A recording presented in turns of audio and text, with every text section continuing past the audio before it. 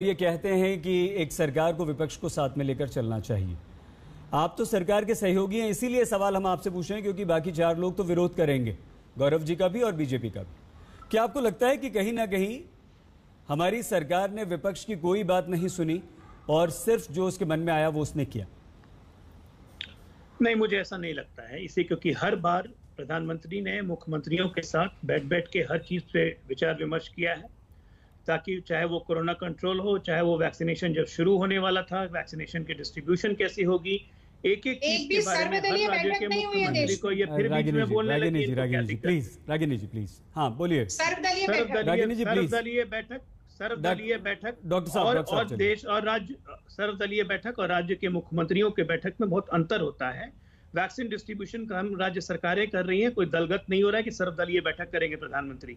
वो आप लोग करते रहिए, बैठ के अपना वीडियो कॉन्फ्रेंसिंग कीजिए, उससे कोई मतलब नहीं है। अभी यहाँ पे हम लोग स्टेट मशीन। रागिनी जी करिए, अब आप लड़ लीजिए, डाइवर्ट हो जाएंगे, अब आप कर लीजिए क्योंकि भटक जाएंगे। हमारे देश की जनता को ये समझ में नहीं आता है कि आप लोग करना क्या चाहते हैं, कहना क्या चाहते हैं।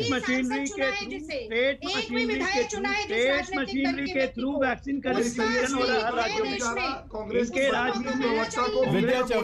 विद्या चौहान जी, क्या आपको लगता है कि सरकार जो है हो गया? आपने बोल दिया मैं सहमत नहीं हूँ।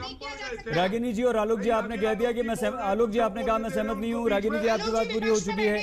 विद्या चौहान जी, जी, क्या आपको लगता है कि सरकार आपको साथ में लेकर नहीं चलती है? केंद्र सरकार आपसे सलाह मशवरा नहीं करती है? विद्या जी, बारी जो है समय दीजिए। विद्या जी बिल्कुल नहीं। अगर कोई सलाह मशवरा होता, अगर कोई नियोजन होता तो आज इतने लोगों की जानें नहीं जाती। मैं भाजपा के प्रवक्ता को पूछना चाहती हूं कि मोदी जी के 7 साल के कार्यकाल में इस देश में उन्होंने केंद्र सरकार की तरफ से कितने अस्पताल बनाए? उन्होंने एक भी अस्पताल नहीं बनाया। आज हमारे देशों के शहरों में और गांवों में कहीं भी अस्पताल नहीं है। बिहार की हालत देखिए, उत्तर प्रदेश की हालत देखिए, और कई जगह हॉस्पिटल खड़े हैं तो डॉक्टर। विद्या जी, हमने आपसे पूछा था कि क्या कोई नीतिगत फैसले होते हैं तो केंद्र सरकार आपको साथ में लेकर चलती है, राज्य सरकारों के साथ चलती है? संजीव झा जी, आप लगातार आरोप लगाते रहते हैं। संजीव जी, क्या आपको लगता है?